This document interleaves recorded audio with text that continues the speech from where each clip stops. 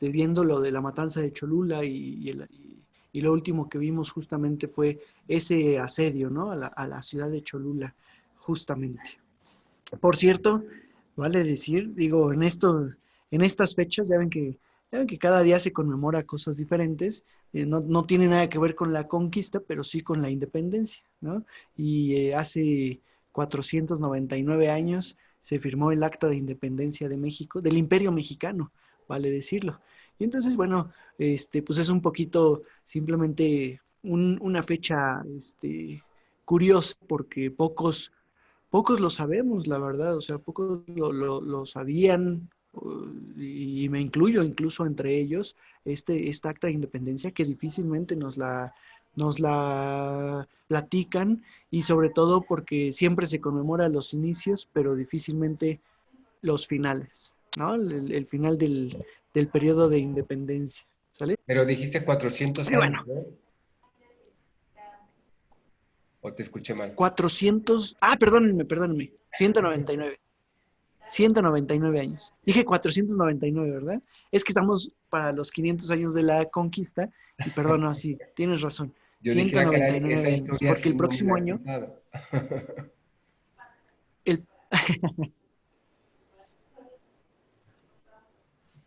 sí, ya le estoy sumando ahí un poquito más.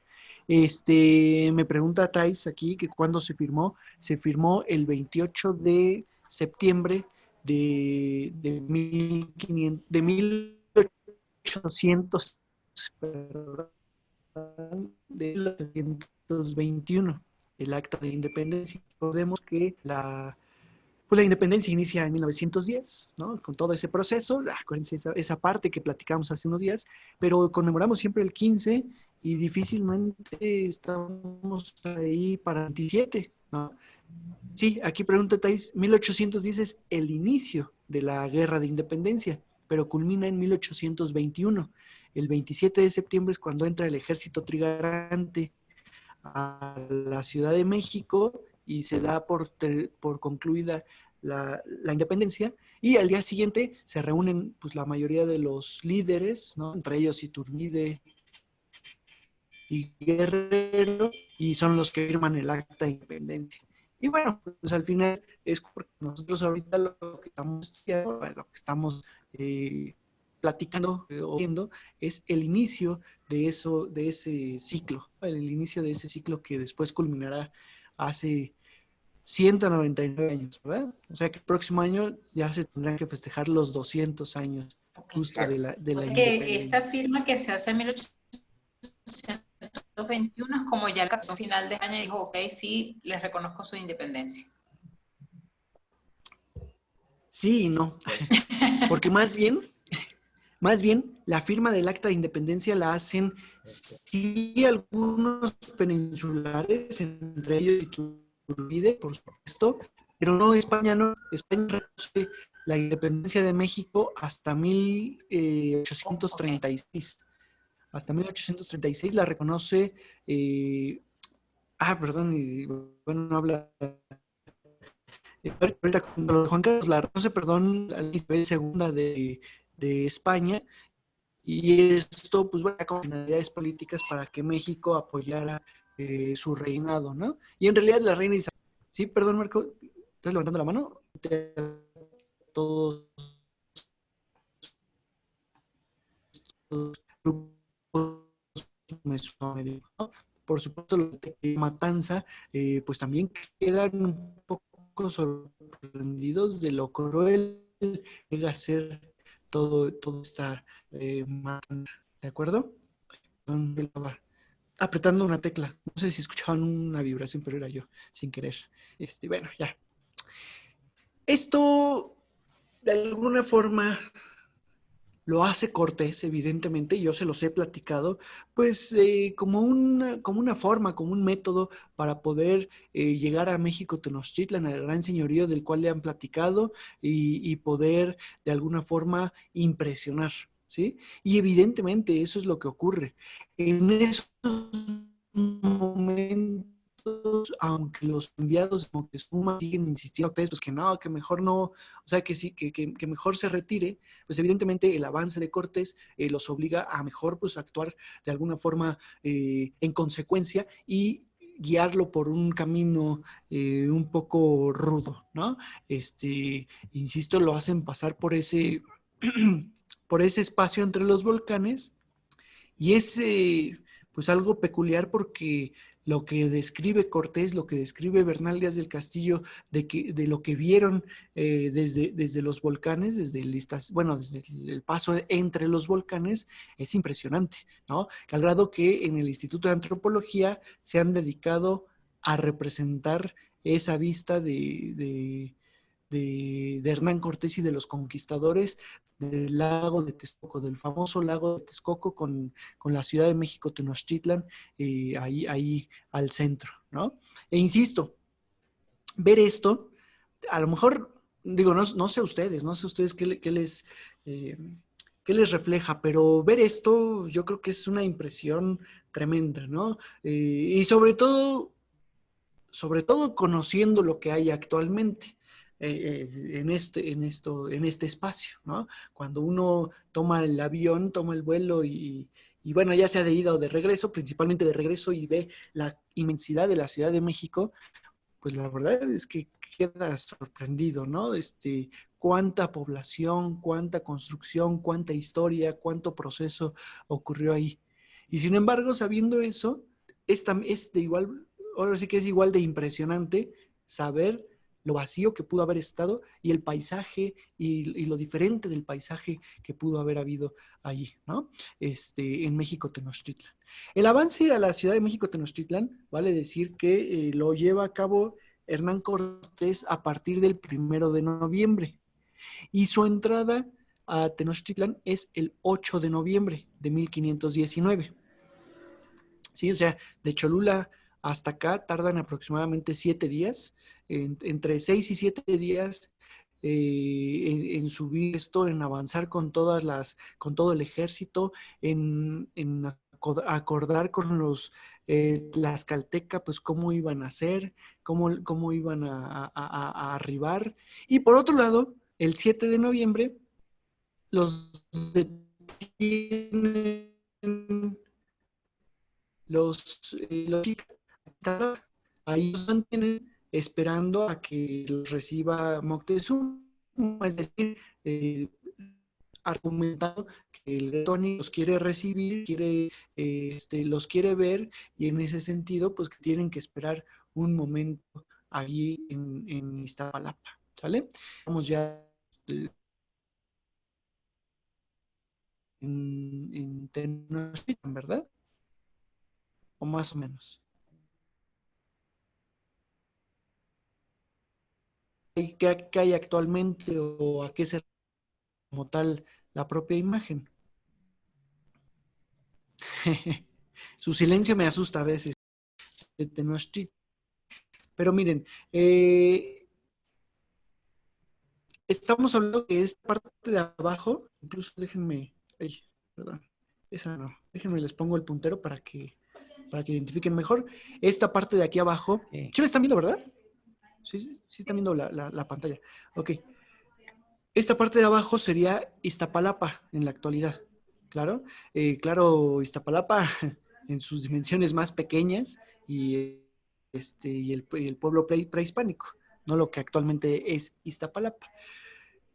Hacia esta zona, donde está el puntero, tendríamos Churubusco, estaría hoy el Metro General Anaya aproximadamente, y el Convento de las Intervenciones y Coyoacán, prácticamente. Esta es la calzada México-Iztapalapa, que actualmente es la calzada de Tlalpan, ¿no? Por donde pasa la línea 2 del metro de la Ciudad de México, por supuesto. Aquí tenemos el centro ceremonial, mexica, el templo mayor con sus distintos templos. En la parte de arriba tendríamos Tlatelolco, rodeados de chinampas, por supuesto. Todo esto está rodeado de chinampas. Acuérdense cuando vimos esas primeras imágenes cómo iba transformándose y cómo iba creciendo la Ciudad de México, Tenochtitlan, pues efectivamente al principio el lago dividía incluso Tlatelolco de Tenochtitlan y luego con el sistema de Chinampas, pues fueron generando y fueron haciendo crecer la gran ciudad. Aquí tenemos la calzada México-Tacuba, esta recordémosla bien porque yo espero, casi estoy seguro que hoy sí alcanzamos a ver ese tema, por donde sale Cortés, justamente, tenemos Azcapotzalco, y por acá más o menos estaría Tlalnepantla, Naucalpan, digamos, esa región de lo que ahora es el Estado de México, ya prácticamente. Tepeyac, y esta es la calzada hacia el Tepeyac, ¿de acuerdo? Entonces, más o menos es para que se den una idea de la grandeza del lago y de lo que abarca actualmente. Ahorita, digamos, viendo esto, en esta zona estaría el actual aeropuerto, aproximadamente, en esta zona, y para que igual un poco vislumbren las dimensiones de lo que ahora es el lago de lo que fue en su momento, perdón, el lago de Texcoco y de lo que ahora es la Ciudad de México.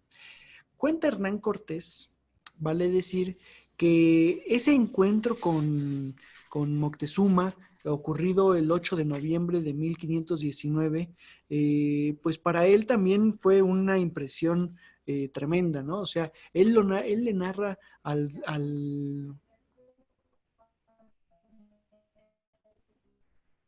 rey Carlos V, pues iba ataviado como Moctezuma era respetado por todos sus súbditos, perdón, lo impresionante que fue incluso para Cortés el conocer al gran emperador y cómo pues al final le está haciendo ver al rey Carlos V que está conquistando un gran imperio. O sea, que no es cualquier cosa lo que está llevando a cabo Hernán Cortés, sino que esto se refiere a un gran imperio, ¿de acuerdo? Espérenme porque esto ya se trabó, ahí está. Y entonces, entre ellos el doctor Miguel León Portilla, han llamado a el encuentro de dos mundos. Más allá de que todos sabemos que el 12 de octubre, cuando Cristóbal Colón descubre, bueno, y Rodrigo de Triana y todos ellos descubren América, ese es el momento del encuentro de los dos mundos, pues en realidad aquí lo que menciona Miguel León Portilla, junto con otros autores, es que en realidad aquí se están encontrando los dos grandes imperios y aquí está iniciando como tal el proceso de América Latina, prácticamente. Ahora, eso yo creo que por un lado, pues es muy egocéntrico, yo creo, ¿no? Por parte de los habitantes de México y de la Ciudad de México particularmente, pues porque al final es parte de todo un proceso. O sea, todo inició desde el Caribe y esto es parte de un gran proceso, ¿no? Y ni siquiera con esto va a culminar como tal la conquista. Pero al final no deja de ser un momento importante en la historia de México particularmente. Cuenta Hernán Cortés que ordena a todos sus, digamos, a todos sus soldados, conquistadores, sus capitanes, que el momento del encuentro tiene que ser impactante para los mismos mexicas, para los mismos habitantes, que no puede ser un momento en el que los vean como los débiles, como los que no traen tantos hombres, sino al contrario. Hernán Cortés los hace desfilar por toda la calzada México-Iztapalapa, y me regreso un poquito a la imagen anterior. Hernán Cortés los hace desfilar por toda esta calzada, justamente ahora sí que al ritmo de los tambores, al ritmo de los instrumentos musicales o los instrumentos de guerra como tal. Que arriba de sus caballos, él sabía de la impresión que había causado con sus caballos en los distintos pueblos a los que iba llegando. También entendía perfectamente que los mexicas ya tenían noticia de que no eran uno solo, o sea, esta es una leyenda ya mucho más infantil, vamos a decirlo así, ¿no? Mucho más de la escuela oficial o de la historia oficial. los mexicas, el mismo Moctezuma, ya sabían perfectamente que Hernán Quetzalcóatl y no eran uno solo con su caballo. Esa leyenda digamos, esa creencia se había quedado atrás, ¿de acuerdo? Y la verdad sí es importante mencionarlo. Dice Bernal Díaz del Castillo que ambos, y esto pues porque después evidentemente se enteran de cómo actúa Moctezuma, que ambos esperaban ese encuentro, ambos estaban ansiosos. Moctezuma también bueno, se sube a su trono, el trono que era llevado por los distintos esclavos, y en este caso sí, pues, súbditos o esclavos, se pone su gran penacho, se pone todos sus atavíos de guerra, y eso también hay que considerarlo, ¿no? O sea, Moctezuma también quiere impactar a los españoles, quiere hacerles ver quiénes son los que están de este lado. ¿De acuerdo? Y eso, insisto, ha de haber sido impresionante. Lo sabemos por las crónicas, pero al final pues nunca lo podremos saber del todo, nunca lo podremos vivir del todo, ese gran encuentro. ¿Sí? Cuando se van acercando, es lógico que la Malinche le haya comentado a Cortés que no lo puede ver a los ojos, que no puede mirar al Tlatoani a los ojos y que no lo puede tocar. Y sin embargo, Cortés, lo primerito que hace cuando se encuentran, según la crónica de Bernal Díaz del Castillo y la misma de Cortés, de hecho, lo primero que hace es echársele encima para intentar abrazarlo. Lo detienen y le insisten en lengua náhuatl, por supuesto, que no puede tocar al emperador o al Tlatoani, ¿sí? Eso era penado con la muerte. Ver a los ojos a Tlatoani se penaba con la muerte, se castigaba con la muerte, ¿sí? Y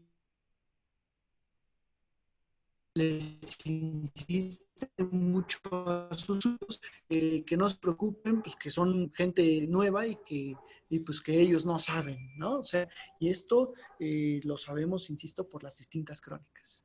Moctezuma le regala un collar de caracoles a Hernán Cortés. Fíjense, no, perdónenme. Bueno, sí es la parte, pero dice la crónica. El capitán, según Bernal Díaz del Castillo, le echa al cuello un collar de cuentas de vidrio. O sea, primero es Cortés este collar de cuentas de vidrio. No te den ahí viene la pues, de que esto sorprende a los mismos mexicas, evidentemente eso no había acá en Mesoamérica, los famosos espejitos. Y por otro lado, dice, y Moctezuma corresponde con unos caracolorados y camarones de oro de mucha perfección, según Bernal Díaz del Castillo.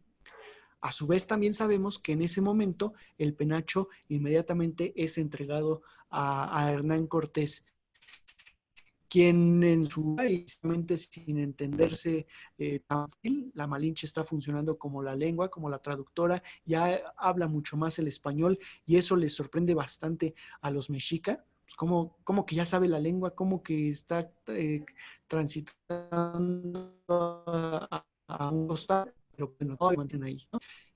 Insisto, Hernán Cortés les dice pues que evidentemente todos estos regalos van a ser llevados a su señor Carlos, a su rey, y que vienen en son de paz con el cometido de que conozcan al Dios verdadero, de que conozcan a su rey y de que se sometan ante su rey.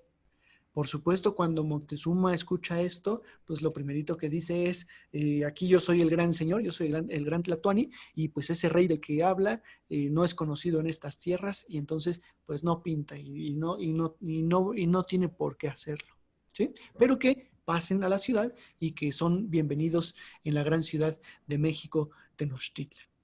¿Sí?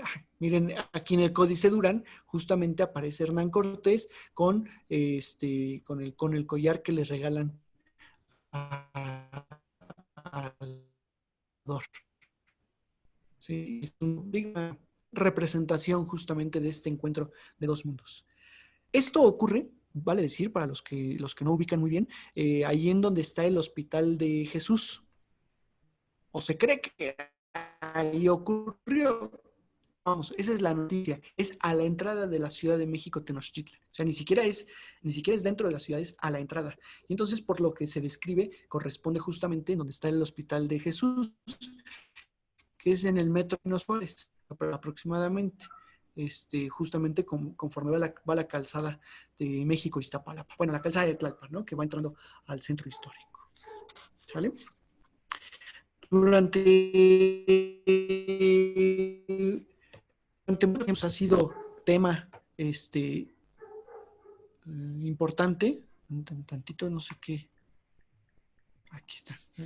Durante mucho tiempo este encuentro ha sido tema de mucha polémica, porque pues los prehispanistas mencionan que Moctezuma se doblegó, o algunos mencionan que Moctezuma prácticamente ahí se doblegó ante Cortés. Los hispanistas al contrario dicen, no, o sea, sí se doblegó. Fíjense que es lo curioso, ¿no? Porque los hispanistas comentan que sí se doblegó, pero que esto tuvo que ver más bien con una táctica muy buena por parte de Hernán Cortés de hacerlo sentir con, en confianza, ¿no? Es importante aquí porque los está viendo más, no hay motivo de guerra como tal, ¿sí?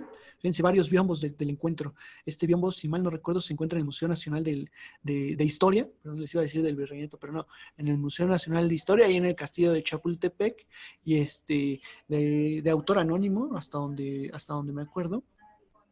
Y justamente, o sea, vean a los españoles bien representados, al estilo renacentista, por supuesto, el biombo, ¿no? Con los bailes, con los atavíos, los tambores de guerra, que no pare la música. Y por el otro lado, Moctezuma, representado a la manera española, ¿sí? Aquí nada de la representación indígena, ni pacho, ni mucho menos.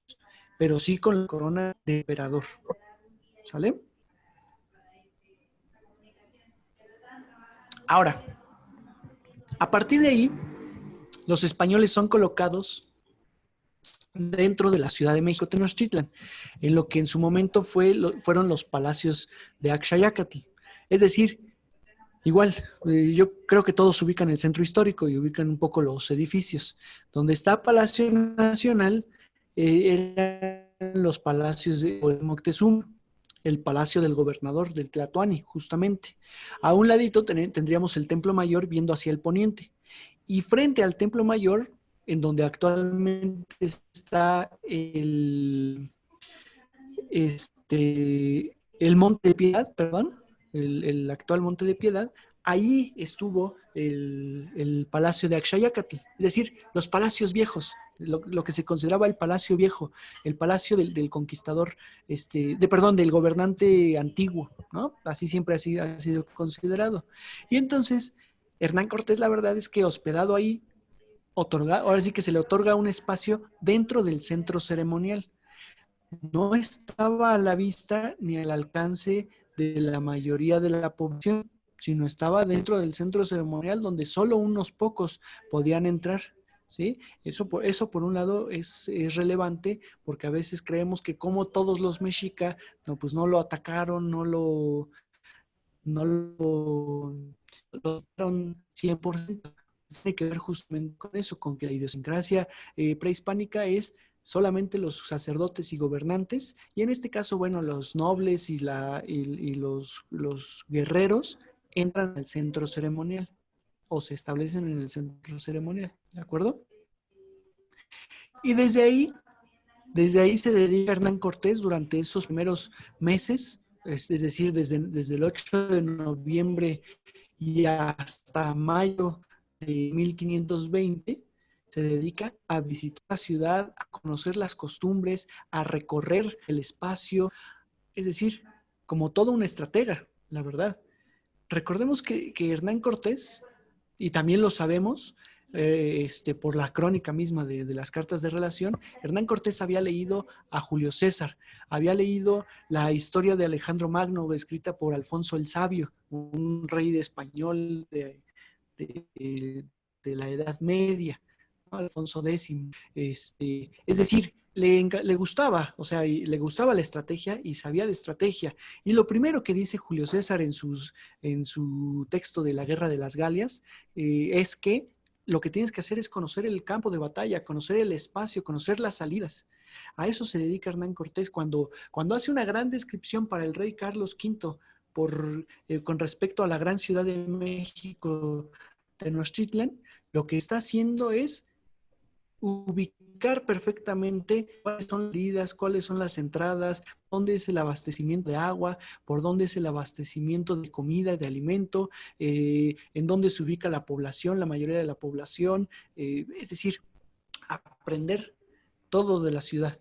¿Para qué? Pues para llevar a cabo justamente el sitio de México Tenochtitlan, al final de cuentas. Es curioso porque, bueno, pues ahí tenemos también, evidentemente, la gran noticia, ¿no? O lo relevante en este caso, que es que Hernán Cortés apresa a Moctezuma casi a los 3 días de haber llegado. Lo mantiene prisionero en los palacios de Xayacatl, siendo que Moctezuma pues tenía su propio palacio en donde está actualmente el Palacio Nacional. Claro, era mucho más pequeño de lo que hoy es el Palacio Nacional, ¿verdad? Pero me refiero a la esquina izquierda, viendo de frente el mismo palacio. Ahí estuvieron los palacios de Moctezuma y sin embargo, inmediatamente lo mantiene prisionero. Muchos, muchos es un decir, los historiadores, o los pocos historiadores que se han dedicado a esto, todavía se han encontrado con algunos documentos que contradicen que Moctezuma haya sido prisionero, sino que más bien comentan o se comenta de ahí con los españoles para conocerlos y para andar y para visitarlos, pero sabemos que no. Y esto lo sabemos hasta por el mismo Cortés y por el mismo Bernal Díaz del Castillo, quienes comentan que andando en la ciudad sus soldados, 2 de ellos, soldados no de importancia, y lo digo porque no eran capitanes, 2 soldados fueron asesinados por los mexica. Y entonces que manda a llamar a Moctezuma justo para mantenerlo prisionero, y entonces lo mantiene prisionero con el cometido de que la sociedad de la Ciudad de México respete, entre comillas, a los españoles, pues entendiendo que el Tlatoani pues está de su lado, ¿no? O sea, lo hace ver como que el Tlatoani quiere estar con los conquistadores, pero al final pues le pone los grilletes en los tobillos y lo mantiene prácticamente apresado, ¿de acuerdo? Y ¿por qué los mexica matan a estos 2 soldados? También eso hay que comentarlo. Eso lo comenta Andrés de Tapia. Ni Bernal Díaz ni Cortés se atreven, bueno, no sé, que estos soldados, pues evidentemente después de haber viajado tantos días, pues estaban ávidos de estar con una mujer y violaron a una indígena. Bueno, no a una, sino violaron a indígenas. No sabemos exactamente a cuántas, pero ese es el enojo que tienen los mexica y la sociedad mexica, ¿de acuerdo? Y entonces, pues por ello actúan en consecuencia y esto genera el conflicto con el propio Hernán Cortés, o entre Hernán Cortés y el propio Moctezuma, más bien. ¿Sale? Ahora bien, manteniendo cautivo a Moctezuma, pues insisto, lo que provoca Cortés justamente es que la sociedad entienda o piense, pues que están, digamos, que están aliados, que el mismo Tlatoani pues está aceptando que los conquistadores se mantengan ahí. Todavía hasta esos momentos, Moctezuma pues recibía el gran respeto por toda la sociedad mexica, ¿de acuerdo? Insisto, era la idiosincrasia. Y luego, si por otro lado están dentro del centro ceremonial, pues la sociedad no se está vislumbrando lo que está ocurriendo. Simplemente saben que están estos viajeros o estos extranjeros, ¿no? Digo, como se les puede llamar en esos momentos, pues en la ciudad y están hospedados por... Fíjense, dice Hernán Cortés en su carta de relación, y eso se lo manda, esa carta de relación la manda junto con este plano, que por supuesto ya le pusieron color, ya lo mejoraron un poquito, este plano de la Ciudad de México Tenochtitlan, ¿no? Pero es parte de lo que le manda al propio conquistador. Se lo atribuyen a Cortés, aunque sabemos que no lo pintó él, que no lo dibujó él, sino uno de sus soldados. O sea, no es de Cortés, pero sí lo manda el propio Hernán Cortés. Dice, esta gran ciudad de Temixtitán está formada en esta laguna salada y desde tierra firme hasta el cuerpo de la dicha ciudad, por cualquier parte que quisieran entrar a ella, hay 2 leguas. Tiene 4 entradas. Curiosamente, Hernán Cortés sigue hablando o habla de 4 entradas. Yo aquí les comento, bueno, y son 3 entradas, por supuesto, la calzada México-Iztapalapa, la calzada México-Tacuba y la calzada Atenayuca. Y la cuarta, que es más pequeña, es la que va directa al Tepeyac, ¿no? Que es más pequeña, es más chica y en realidad pues no es una calzada, es una pequeña callecita, vamos a llamarle así, ¿no? Vamos a llamarle una pequeña calzada. Entonces, seguramente a esa se refiere Cortés. Aquí las marca por los 4 lados. Aquí marca la calzada por los 4 lados, pero entendamos que no, que se refiere sobre todo a esas 4 que les estoy comentando. ¿De acuerdo? Tiene 4 entradas, todas de calzada hecha a mano, tan ancha como 2 lanzas jinetas. Es tan grande la ciudad como Sevilla y Córdoba. También vale mucho la pena recordar esto.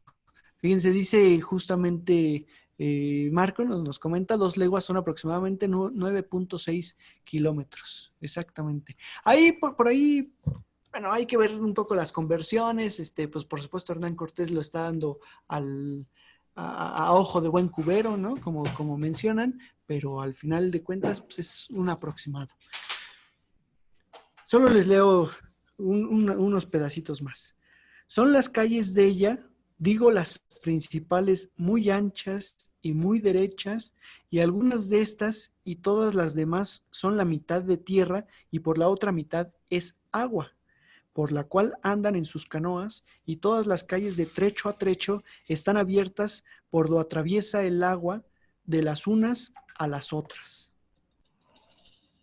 Bueno, y continúa hablando de esto, dice, viendo que si los naturales de esta ciudad quisiesen hacer alguna traición, tenían para ello mucho aparejo, por ser la dicha ciudad edificada de la manera que digo, y quitadas las puentes de las entradas y salidas, nos podrían dejar morir de hambre, sin que pudiésemos salir a la tierra luego que entre en la dicha ciudad. Di mucha priesa, bueno, aquí habla de otras cosas, pero es curioso, y esto se los comento sobre todo, porque Hernán Cortés, o sea, aquí insisto, estamos viendo cómo Hernán Cortés está observando la ciudad. Eso que él está diciendo que se lo podrían hacer a él, al final es lo que termina haciéndole a los mexicas, cortándoles el paso de agua. Igual me estoy adelantando un poco, pero les corta el paso de agua. Acuérdense, es agua salada, lo que rodea el lago, ¿sí? Entonces, les corta el paso de agua y evidentemente les cancela el paso de comida. Entonces, pueden sobrevivir un tiempo, porque también ahí hay chinampas y también ahí hay alimento, pero no tanto tiempo, ¿no? Entonces, él mismo aquí deja ver lo que él está vislumbrando. O sea, lo que él está, me refiero a lo que él está ya planeando. Tiene esta ciudad muchas plazas donde hay continuos mercados.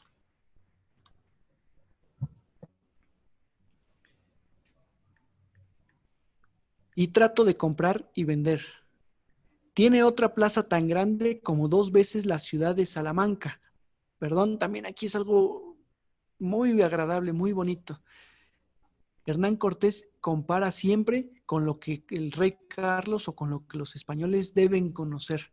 Para esos momentos, Sevilla, Salamanca, Córdoba, pues son las grandes ciudades del sur de España con este clima muy similar bueno, Salamanca no está tan al sur, ¿verdad? Pero es un clima muy similar al que está aquí en la ciudad, entonces puede generar esta semejanza. Toda cercada de portales alrededor, donde hay cotidianamente arriba de 60,000 ánimas comprando y vendiendo, donde hay todos los géneros de mercaderías que en todas las tierras se hallan, así de mantenimientos como de vituallas, joyas de oro y de plata, de plomo, de latón, de cobre, de estaño, de piedras, de hueso, de concha, de caracoles y de plumas. Véndese tal piedra labrada y por labrar, adobes, ladrillos, madera labrada y por labrar de diversas maneras. Es curioso, de todo esto que menciona, ni el latón, ni el plomo y ni la plata existía en la Nueva España como tal. Más allá de que la Nueva España, o bueno, vamos a saber que México es riquísimo en plata, no había explotado por parte de los indígenas. La plata la habían explotado los españoles a la Nueva España, ¿vale? Bueno, vean cómo son dibujos representativos, por supuesto, de esta gran ciudad de Tenochtitlan. Imagínense un poco, también aquí tenemos el centro ceremonial a la parte central, las calzadas y con sus calles de agua, ¿no? Como lo menciona el propio Hernán Cortés en esta crónica. Bueno, y sigue hablando, habla del gran mercado de Tlatelolco, por supuesto, habla de los animales que existen. Es una crónica muy impresionante también la que logra hacer el propio Cortés. Habla de las productos y de la producción misma, ¿no? Él habla de producción de azúcar y de producción de vino, cuando en realidad pues estas plantas silvestres, bueno, la vid sobre todo, ¿no? Existía como planta silvestre. Entonces también aquí nos damos cuenta cómo pues, le echa bastante de su cosecha o más bien a lo poco que no sé para hacerle entender al rey Carlos todo lo que hay en estos espacios, ¿sí?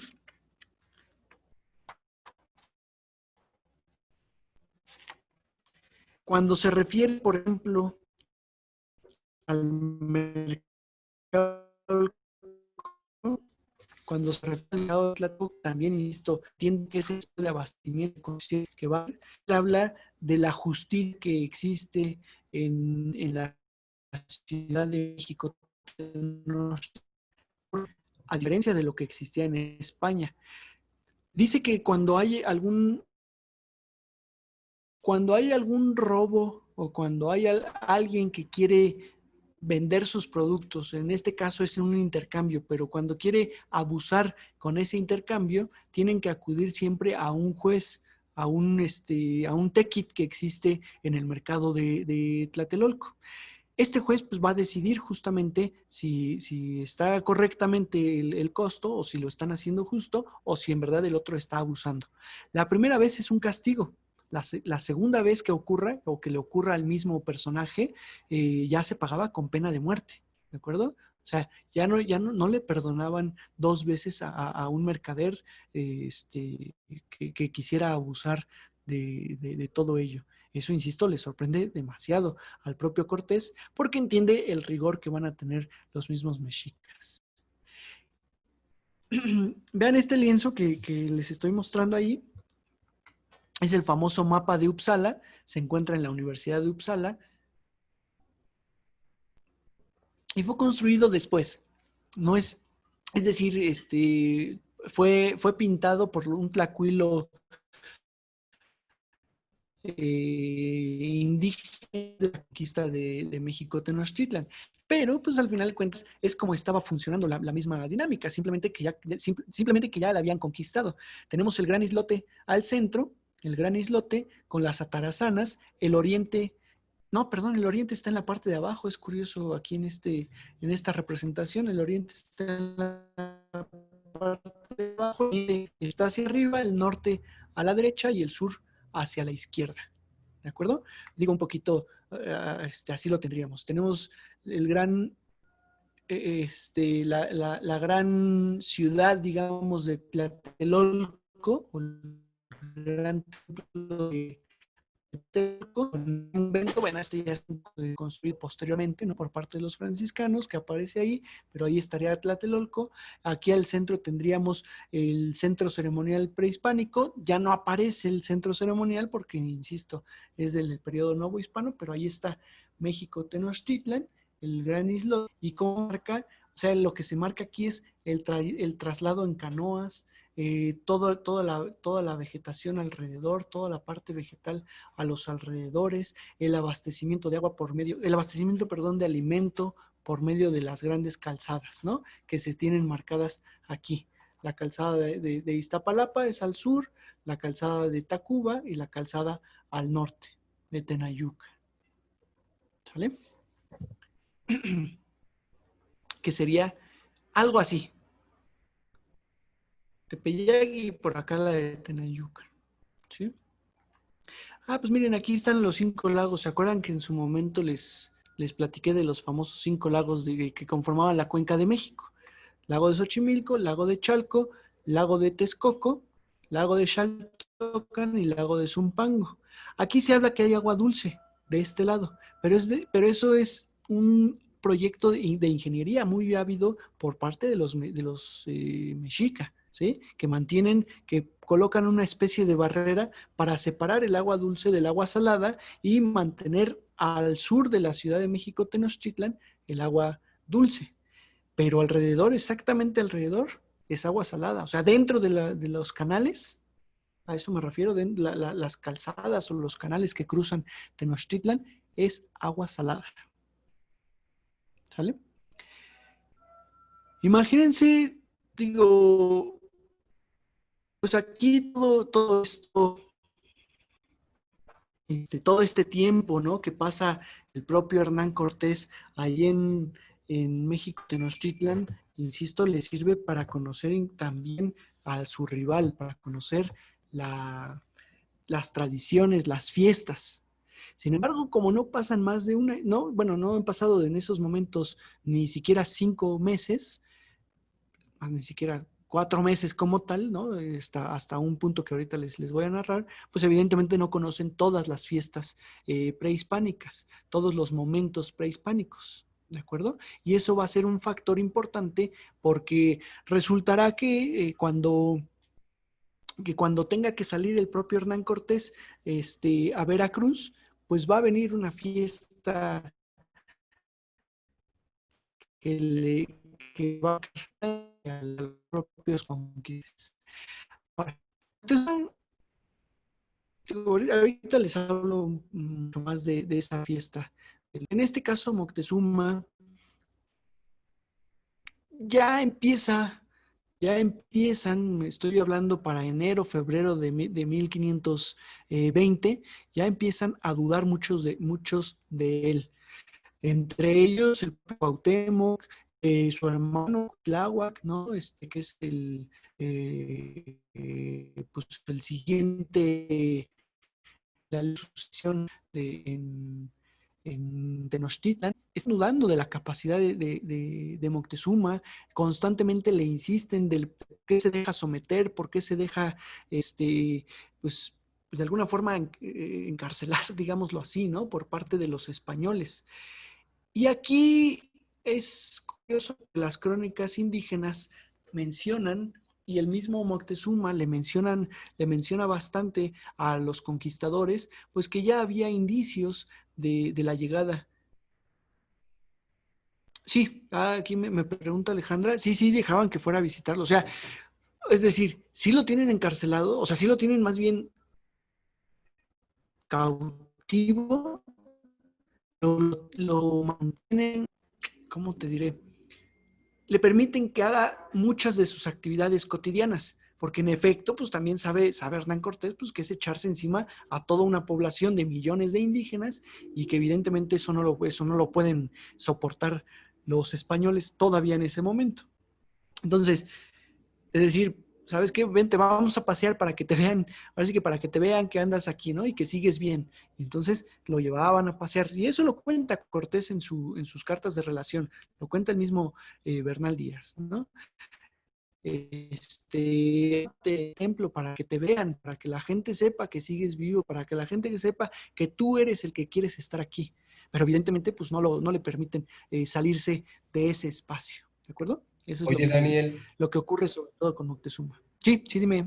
oye, yo tengo otra pregunta también, Sí, porque las caltecas que iban con ellos, pues evidentemente no iban a estar no ahí entran. 3 meses esperándolos, no, porque ellos no entraron, por lo que te entendí.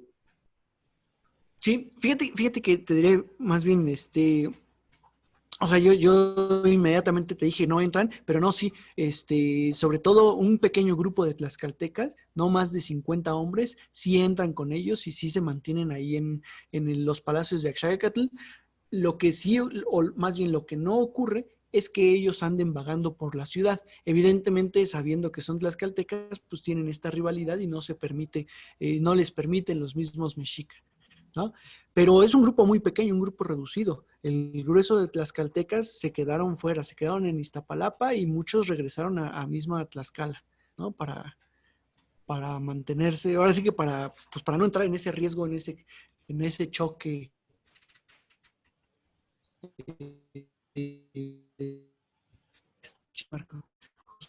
Ahora, lo que les comentaba es que parece que Moctezuma se somete tan fácilmente o acepta mucho estas condiciones, sobre todo por los distintos presagios que existieron previos a la conquista. De esto, híjole, todavía tenemos que dudarlo. Es la forma de justificar en muchas ocasiones la derrota de la conquista o que el mismo Moctezuma se hubiese sometido, ¿sí? Decir, no, pues es que presagios y entonces evidentemente esto tenía que ocurrir. Pero por otro lado, pues son varios cronistas, a Sahagún y a Diego Durán, los cronistas les están indicando esta parte de que hubo varios presagios, entre ellos Moctezuma, pues que era el Tlatoani. O sea, acordémonos que el Tlatoani recibía toda una educación religiosa, me refiero en la religión mesoamericana, y toda una educación también en cuestión de presagios y de formas de utilizar las hierbas, es decir, herbolaria, o sea, era una educación amplia, sobre todo guerrera también. Entonces, Moctezuma era muy creyente hasta donde sabemos de estos presagios. Uno de ellos, por ejemplo, que es el séptimo, si mal no recuerdo, es el paso de un cometa. Ellos sabían perfectamente que existía el cometa o que existían los cometas. Ellos no se asustaban con los eclipses del todo, sabían que iba a ocurrir porque pues ya lo tenían muy bien estudiado. Y sin embargo, eso era motivo de un presagio o de generar o de iniciar un presagio. ¿De acuerdo? Le llamaban a esto Tetzahuitl. Se los anoto aquí si quieren en el chat para que, por si lo quieren buscar. Tetzahuitl. Tetzahuitl. Uh-huh. ¿No? Que tiene que ver, ¿no? Con un verbo, tetzahuía, que es maravillarse mucho o espantarse. Y eso es prácticamente una ciencia, o sea, una ciencia o unos estudios que generan en la época mesoamericana para poner atención en los acontecimientos asombrosos o inexplicables, ¿sí? Más allá de que sabían que ocurrían, pues eran inexplicables en gran medida. muchos de ellos. Tiene que ver con, por ejemplo, el paso del cometa. Esto estamos hablando de antes de la conquista, ¿eh? Previos, me refiero a que llegue Hernán Cortés. El séptimo presagio que narra Sahagún dice, cuenta cómo los cazadores de aves de México capturaron un pájaro muy extraño, el cual tenía la apariencia de una grulla, pero llevaba en la cabeza un misterioso espejo de obsidiana.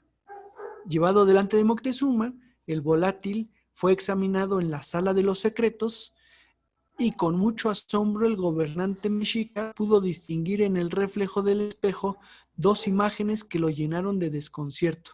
Primero observó un cielo estrellado con en medio la constelación del Mamahuatzil, un instrumento con el cual los indígenas prendían el fuego cada 52 años, y luego divisó una multitud de hombres extraños armados de todo punto, que venía sentados sobre enormes cuadrúpedos, ¿no? Y entonces, insisto, Sahagún está recibiendo estas noticias, pues es lo que muchos dicen que son los presagios de que ya sabían que iban a venir y que iban a llegar.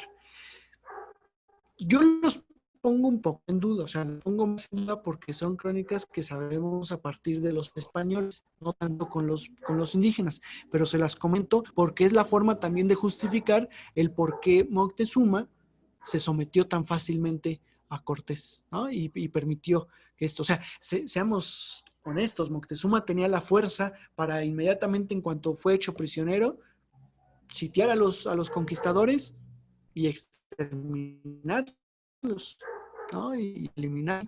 Sin embargo, pues eso no ocurre. Eso no ocurre. Resulta que estando Moctezuma cautivo, Cortés, por supuesto, andando por toda la ciudad de Tenochtitlan, los conquistadores también, pues un poco, sí poniendo, bueno, Cortés, me refiero que Cortés sí puso orden, en sus conquistadores, que no estuvieran haciendo desperfectos, que no estuvieran, pues provocando el levantamiento indígena, ¿no? Sino que se mantuvieran tranquilos, que se iban a someter, que el Tlatoani estaba dispuesto a someterse, todo este discurso que hace el propio Cortés. Llegan de Veracruz. ¿Se acuerdan que se comenta mucho que el propio Moctezuma o el propio Tlatoani recibía diariamente su pescado fresco del puerto, ¿no? De Veracruz, porque pues era la costa más cercana y por otro lado pues era la costa que tenían sometida. Entonces estos enviados que en un solo día tenían la capacidad de ir y venir desde la costa, llegan de Veracruz y le avisan a Moctezuma, y en este caso pues evidentemente a Cortés, se entera el propio Hernán Cortés, que al puerto, bueno, no al puerto, a la costa, a donde acaban de arribar hombres del mar que dicen que vienen a capturar a ese tal Cortés, ¿sí? Y estamos hablando de aproximadamente principios de mayo. No se sabe exactamente la fecha. Hay una referencia, ¿no? Por ahí en las cartas de relación, sobre todo por los tiempos que se manejan del momento de la noche triste hacia atrás. Corresponde esto aproximadamente a los primeros días del mes de mayo.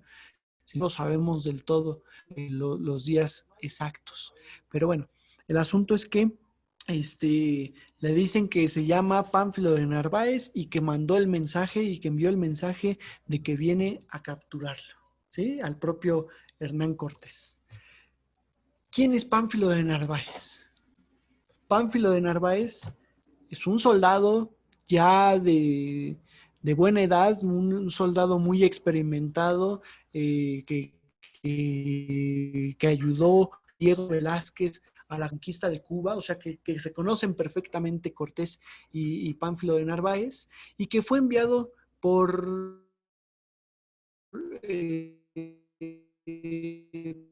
por Diego Cortés. Y esto, digo, es que tiene que ser muy amplio, ¿no? La explicación, pero estando Cortés con los conquistadores en Tenochtitlan, evidentemente también se dedican, bueno, no sé si tan evidente, ¿verdad? Pero por lo que sabemos, se dedican a recopilar el tesoro. Y digo, ¿de qué tesoro estoy hablando? Tampoco crean que eran así los montones de oro y objetos preciosos. Ah, pero sí objetos de los templos, pues los empiezan a recopilar, empiezan a hacerse de un poco de estos objetos valiosos, al igual el mismo pecho y bueno, atavíos, ¿no? De los propios mesoamericanos, y esos los envía Cortés con una comitiva a Veracruz para que partan una embarcación rumbo a España y obsequien estos regalos. Y ahí manda la primera carta de relación. ¿De acuerdo? Es donde envía justamente esa primer carta de relación que ya le dio tiempo de escribir. Cuando Velázquez se entera de la salida, claro, se enteran pues porque hay barcos navegando en Cuba, porque esta embarcación tiene que tocar por en Cuba para poder después partir, ¿no? Y después salir rumbo a España. Entonces, evidentemente se entera de Velázquez y sabe que lleva objetos preciosos y que lleva un buen tesoro. Y entonces, pues aquí dice, claro que me corresponde a mí. O sea, vuelve a alegar que a él le corresponde esa conquista, que ese tesoro pues tiene que ser para Diego Velázquez. Entonces es cuando se entera y envía después, o sea, prepara ya la expedición y envía a Pánfilo de Narváez al puerto de Veracruz pues para que someta a Cortés y digamos, lo lleven de vuelta a Veracruz, digo, a Cuba. ¿Sí? ¿Qué es lo que hace Cortés? Insisto, él conoce a Pánfilo Narváez, él sabe de lo que es capaz Diego Velázquez y de lo que este personaje también puede lograr. Y entonces decide que tiene que salir con 100 hombres. A ver, espérenme, déjenme hago cuentas. De los 600 que tenían, 100 se quedan en Veracruz desde el principio. Entonces ya nada más van 500. De esos 500, 150 se quedan en Cholula. Es decir, nos quedan 350. De esos 350, 100 se quedan en México, Tenochtitlan. Entonces son 250 los que parten de Tenochtitlan a Veracruz para someter a Pánfilo de Narváez. ¿De acuerdo?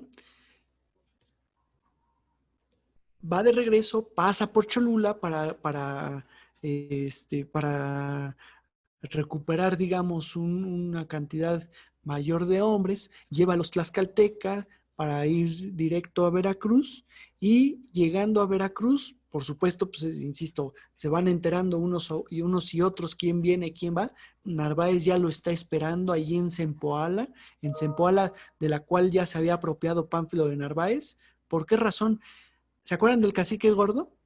Del Tlatoani de Zempoala. Pues así como se sometió ante los españoles o así como se ayudó a los españoles y los tlaxcalteca, pues ahora que tiene a Narváez y que ya vio lo que es capaz Hernán Cortés, pues se somete ante Narváez, lo apoya para que capturen a Cortés y entonces le permite que se establezca en Zempoala, ¿sí? Entonces Narváez tiene, digamos, bajo su dominio la ciudad de Zempoala, el centro ceremonial de Zempoala. Cortés sale el 10 de mayo de 1520 de la Ciudad de México, Tenochtitlan, rumbo a Zempoala. Y antes de llegar a Zempoala, se detiene y acampa ahí, a las afueras, me refiero, de la ciudad. Por supuesto, Narváez no iba a perder la posición. Entonces, pues lo que está esperando es que Cortés acuda. ¿no? Cortés vaya. Y Cortés, sabiendo y conociendo ya un poco la zona, lo que espera es a que llegue la noche, porque pues ahora sí que él ya conoce la ciudad, él ya conoce la táctica, ya conoce el espacio y evidentemente la noche para ellos es mejor. Habla Cortés de que es una noche lluviosa, una noche con mucho, ahora sí que con una tempestad impresionante. Y su estrategia principal es atacar por el frente de la ciudad, atacar por el centro ceremonial, él particularmente, y digamos que dejarle pues, ¿cómo se dice? Encargarle a Diego de Ordaz, que es otro de los capitanes, que entre por detrás del templo en la escalinata trasera que tiene el templo, que probablemente no va a estar cuidando Narváez porque va a estar preocupado por Hernán Cortés, ¿sí? Y entonces que entre por detrás y capture al conquistador, o sea, me refiero a Pánfilo de Narváez. Y esto es lo que ocurre y esto es lo que logra, ¿de acuerdo? Y entonces, capturando a Narváez, el 28 de mayo de 1520, o sea, imagínense, tarda prácticamente 15 días en llegar hasta Veracruz y en pasar por Cholula y en llevar todo un gran ejército, capturando a Narváez, los soldados que vienen con él, que son más de 500, que son bastantísimos soldados, ahorita les digo, espérenme, aquí tengo las cantidades, por aquí las debo de tener. Son cerca de 900 soldados, ¿eh? Ahorita les encuentro las cantidades. Pero bueno, el chiste es que todos esos soldados, evidentemente, al caer su capitán, pues se someten ante Hernán Cortés. Cortés, por supuesto, pues les insiste mucho que no peleen, que no crean todo lo que les dice Diego Velázquez y que mejor se unan. Y justamente lo que hace es mostrarles todas las riquezas que él pues está recibiendo, según él, en Tenochtitlan. Y por supuesto los soldados al ver esto y diciéndoles que con su ayuda pues van a lograrlo mucho mejor, que qué bueno que vinieron, que son bien recibidos y todo el asunto, la mayoría acepta.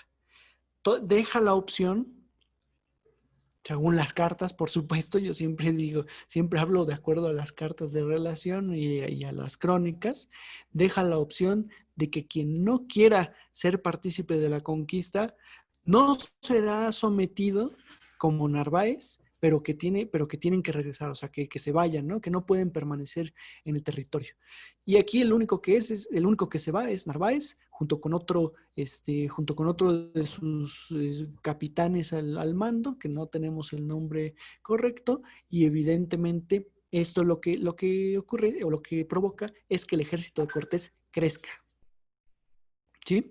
Y de ahí al regreso a la Ciudad de México, Tenochtitlan, más o menos son un mes. ¿Por qué? Pues porque ya estando en Veracruz aprovecha un poco pues también para adiestrar un poco a los soldados, para generar, digamos, mayor influencia en los poblados vecinos, o sea, tener muy bien establecido el puerto, la Villa Rica, perdón, de la Veracruz, para que por si se le ocurre nuevamente a Diego Velázquez enviar a alguien más, tenerlo sometido. O sea, al final es que nadie más vuelva a apoyar. Castiga, por cierto, ahí al cacique gordo. Lo castiga porque como que se le pone en contra cuando bien sabía que este personaje Narváez venía a capturar a Hernán Cortés. ¿Vale? Entonces, tarda un poco su regreso, o retarda más bien su regreso a la Ciudad de México, Tenochtitlan. Mientras tanto, en México, Tenochtitlan, lo que está ocurriendo es la famosa matanza del Templo Mayor, que se lleva a cabo aproximadamente el 17 de mayo de 1520, en la fiesta del Tonalpohualli, que también es otra curiosidad en esto. ¿Por qué razón?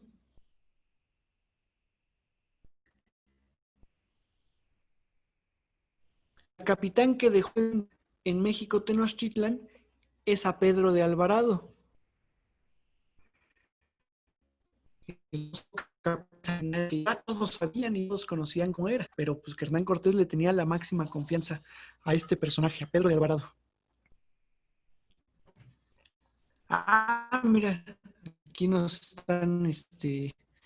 está poniendo Marcos. Dice, el 5 de marzo de 1520 partió tras Cortés con 19 naves, 1000 hombres y 50 caballos. Exactamente. Durante su viaje, una nave se perdió junto con 50 tripulantes. Desembarcando en Cozumel, Narváez fundó la Villa del Arenal, sin prestar atención a las indicaciones que le hizo el oidor de ser aquella una conquista ya de Cortés, ¿no? Bueno, gracias Marco ahí. Y efectivamente, ¿no? Ahí dice 1000 hombres, insisto, entre 900, 1000, a veces los números siempre hay que tomarlos un poquito como más menos, porque nunca se tiene exactamente la noticia, las crónicas siempre varían. Pero ahí está lo de Narváez. Pedro de Alvarado, que se quedan en Tenochtitlan, pues resulta que los mexica, y entre ellos el mismo Moctezuma, piden, digamos, autorización para llevar a cabo sus fiestas, la fiesta del Tonalpohualli, que se refiere sobre todo a una fiesta al dios de la guerra, a Huitzilopochtli. Por ahí también tiene otro nombre esa fiesta, y igual seguramente por ahí la podremos encontrar, ¿no? Con otro nombre. Ahorita igual les comento. La fiesta de Toxca también se le conoce, que es la fiesta de Huitzilopochtli y Texcatlipoca, ¿de acuerdo? El Toxcatl. En donde, pues es la fiesta de la guerra. ¿Qué implica eso? Pues que los guerreros se vistan con todos sus atavíos de guerra, bailen, toquen los tambores en tono de guerra, digamos, que se explayen dentro del templo mayor. Es una fiesta, pues, donde no participa toda la nación, solamente participan los sacerdotes y los más importantes, y entre ellos están los guerreros, los famosos guerreros y guerreros jaguar, ¿de acuerdo? Con los nombres occidentales. Y entonces, ya estando dentro de la plaza del Templo Mayor, de hecho, de Tlaxcala se marca la plaza con estos arcos, ¿no? Por supuesto, esos no existían, pero lo que está representando es una plaza. Y estando dentro de esa plaza, los españoles los sitian. Por supuesto, pues ellos están en ese festejo, una cruel matanza. La sociedad, la población, ni siquiera se entera de lo que está ocurriendo, sino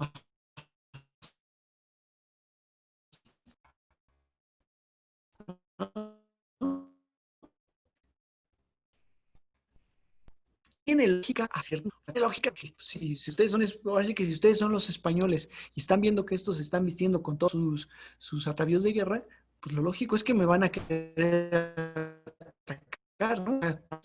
No puede ser 100%. Ahora, nosotros ya al paso de los años sabemos que año con año se llevaba a cabo esta fiesta, y entonces pues que no tenía nada que ver con una matanza contra los propios españoles. El asunto es que esto exalta bastante los ánimos de los de los indígenas, y los empiezan a sitiar en el palacio de Axayacatl. También ahí es importante tener en cuenta algunos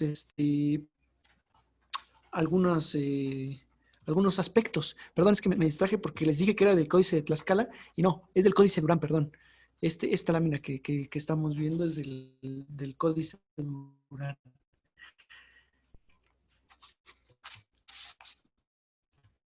Siempre indígenas están dentro de la Ciudad de México, Tenochtitlan, ya están los ánimos exaltados, ya saben lo que son capaces los españoles, pues ¿por qué no pelean contra ellos? ¿Por qué no los sitian? ¿Por qué no los matan? ¿O por qué no los capturan?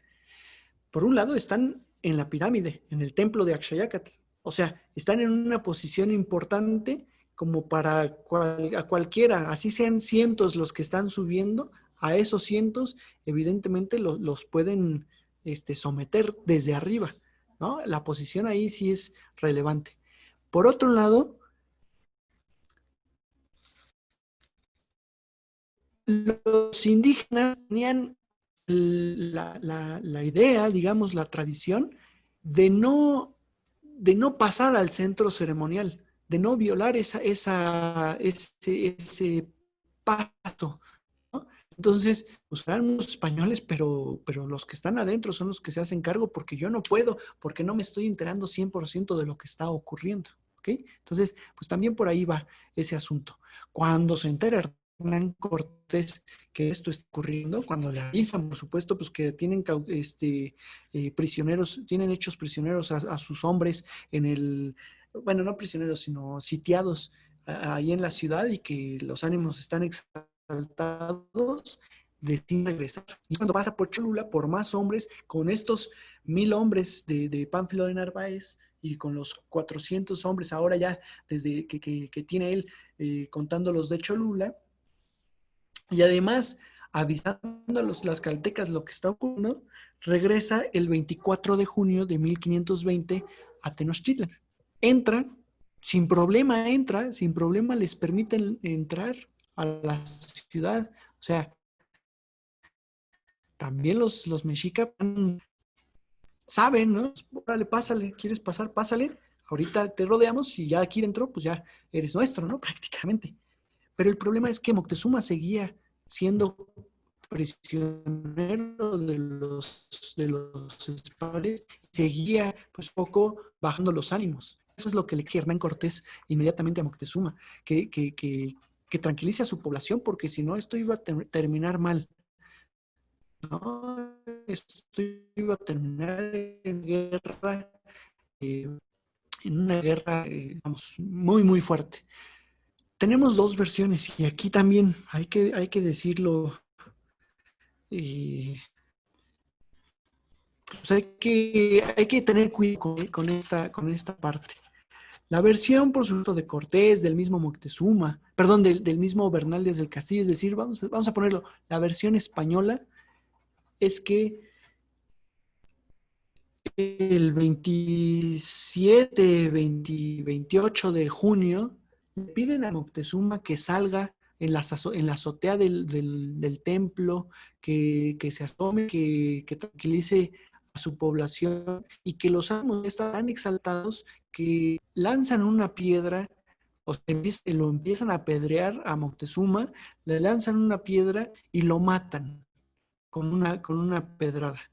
Todavía dice Bernal del Castillo que más bien murió de tristeza, ¿sí? No, perdónenme. Bernal del Castillo dice que murió con la pedrada. El que dice que murió de tristeza es Hernán Cortés. Por supuesto, no le puede decir al rey que está matando al rey. Cuando al final el que un rey se someta a otro, yo creo que sí puede matarte. Pero el tema te hiere de muerte, eso sí. Pero el hecho de que el Tlatoani haya recibido la pedrada, pues al final de cuentas le baja los ánimos a todo lo que da. Si él es intocable, la población nunca lo puede ni siquiera mirar a los ojos, ni siquiera ver en persona, y que de pronto la población se atreva a lanzarle piedras al propio Tlatoani, pues lo que logran también es esta depresión mismo Moctezuma, ¿sale? Es curioso la serie de Dan, si la han visto. Digo, si no la han visto, pues se las voy a contar un poquito.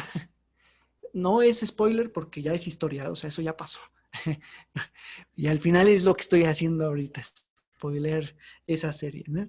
Pero recopila, yo creo que lo lograron bien porque no tiene tanta tendencia, recopila ambas situaciones, recopila la pedrada, la depresión de Moctezuma, y lo que, bueno, lo que mencionan en esta serie de Hernán es que Moctezuma le pide al propio Hernán Cortés que él lo mate, que ya no quiere vivir, que ya no, pues que ya acabe con su agonía, y Hernán Cortés es el que le quita el cuchillo, bueno, el cuchillo de obsidiana, ¿no? De pedernal, perdón, al Moctezuma. Entonces, al final dice, pues no sé qué ocurrió, pero vamos a poner todo lo que pudo haber pasado, todo lo que dicen las crónicas que pasó, ¿sale?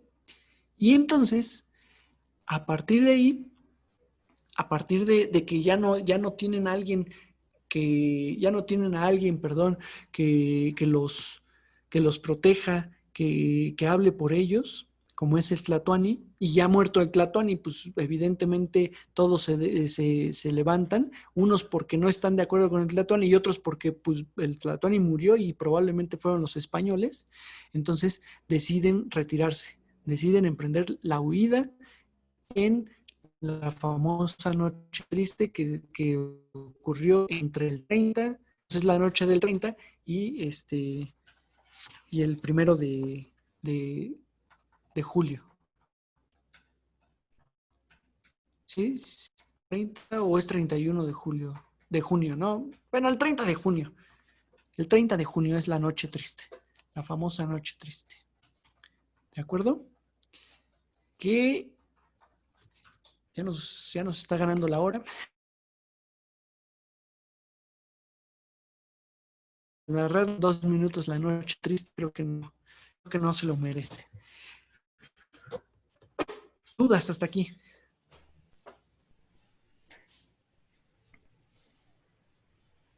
¿Seguros? Nada, ninguna. Ok.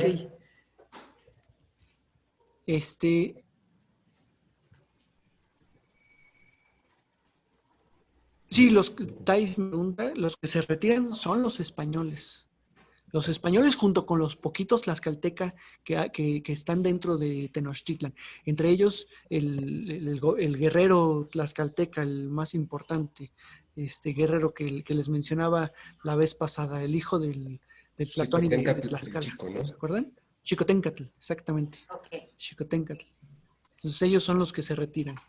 Bueno, esto se las dejo un poco, también es muy surrealista, incluso la misma pintura, ¿no? Un poco, pero dentro de 8 días iniciamos con esa narración. Si pudieran, a ver, déjenme ver, creo que yo lo tengo en PDF. Está este librito de Arturo Pérez Reverte que se llama Ojos Azules. Y que bueno, es una novela, evidentemente. Arturo Pérez Reverte retoma este momento de la noche triste. Ojos azules. Retoma este momento de la noche triste y genera una pequeña novela, insisto. Pues, la letra es grande, ahí sí son 50 páginas. No, es más, son menos, son 40 páginas, o sea, es muy chiquito este texto de Arturo Pérez Reverte que se llama Ojos Azules y que narra un poquito el proceso de la noche triste, muy poético, por supuesto. Entonces, igual si lo pudieran leer para dentro de 8 días, valdría la pena, en un ratito, en unos 20 minutos lo terminan de leer, la verdad.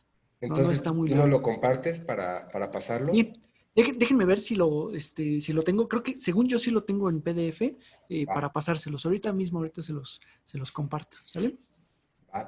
Oye, pues muy interesante la clase. No sé si haya dudas, preguntas, o ya nos vemos el próximo lunes.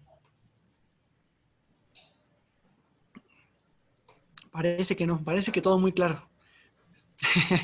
Sí, la verdad. Bueno, pues muchas gracias, Daniel. Muchas gracias a todos. Dale, pues. Al contrario, Gracias. gracias a todos. Abrazo, feliz noche. Bonita semana. Igual. Descansen. Bye. Gracias. Bye.